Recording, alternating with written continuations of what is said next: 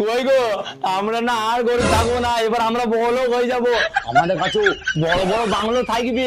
আমি না একটা ব্যবসা শুরু করেছি। হ্যাঁ, তা কি ব্যবসা শুরু করেছো তুমি? আরে আমাদের পাকা রাস্তায় চাউমিনের দোকান খুলেছি। কি হলো, মুখটা কথা আলুর মতন করছো কেন? আরে ওই চাউমিনের দোকান করে কে বড়লোক হয়েছে? ওই কথা বলনি, আমার বন্ধু ফুচকা বিক্রি করে দুখানা বাংলো কিনে ফেললো 2 মাসের মধ্যে। আরে আমি বলতে চাইছি ব্যবসা এমন শুরু করো যেন ভিআইপি ভিআইপি ভাব লাগে, যেমন গাড়ির শোরুম। তুমি শুধু ভাবো তোমার 5খানা গাড়ির শোরুম, বলতে আমার কত ভালো লাগবে যে আমার স্বামীর 5খানা গাড়ির শোরুম আছে। তারপরেই তো তুমি হবা আসল বড়লোক। তোমার গা দিয়ে কিরম গন্ধ বেরোচ্ছে, বেরিয়ে যাও আমার বাড়িতে। আরে তুমি এটা কি বলছো?